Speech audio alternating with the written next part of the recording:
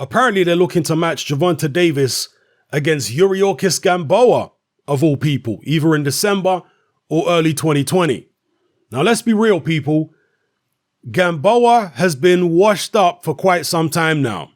In fact, he hasn't looked the same since he fought Terence Crawford back in 2014, 5 years ago.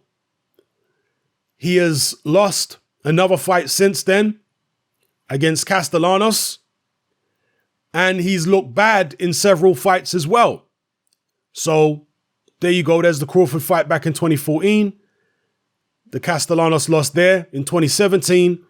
Then he came back against Alexis Reyes and Jason Sosa, looked bad in both those fights, particularly against Sosa. Both of those were majority decision wins. Okay, so close. And he was down against Sosa. His last two fights were against Miguel Beltran Jr. He won that on a UD. And his last fight against Roman Martinez, who he knocked out in 2 rounds. Martinez himself is completely washed. So one washed up fighter knocking out another washed up fighter in 2 rounds doesn't really tell me much. At this stage, Yuriorkis Gamboa should be food for Gevonta Davis. This should not be a particularly difficult fight for Gevonta Davis if Yuriorkis Gamboa's recent form is anything to go by. However, back in the days, Gamboa was a problem. I mean, he gave Terence Crawford at the time his toughest fight, which is crazy when you think about it now, given how much naturally bigger Terence Crawford is than Yuriorkis Gamboa. But, you know, that's the case. Gamboa gave him trouble when they fought. If this was the Gamboa of back then, 5 years ago, then you could expect a very, very tough fight for Tank Davis, a fight which he could conceivably lose.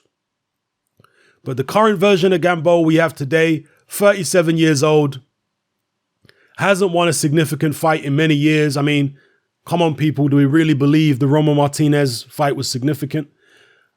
At this stage, Gamboa should not be beating Tank Davis or even coming close to beating Tank Davis. He should be getting battered by Tank Davis. That's what's supposed to happen.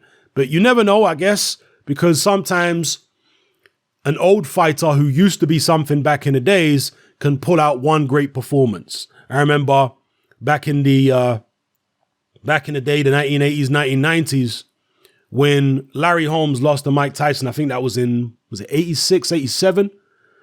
He came back to fight Tyson after a 2.5 year layoff. He was like 38 years old or whatever he was. And he got knocked out by Tyson in 4 rounds. But then he came back again after that. And he had several fights in the run up to his match against Ray Mercer, who at the time was unbeaten. And Ray Mercer was a favorite going into that fight. But Larry Holmes pulled out, he rolled back the clock and he pulled out a performance. And he gave Ray Mercer his first professional loss. And Larry Holmes must have been, 40 years old or something at the time?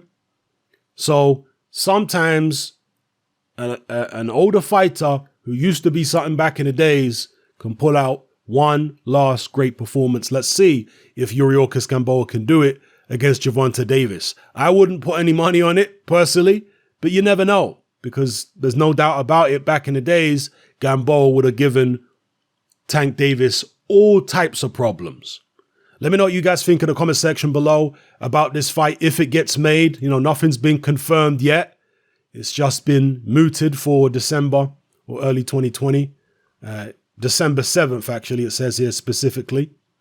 So let me know what you think about it. Do you think that Gamboa can pull out that great performance?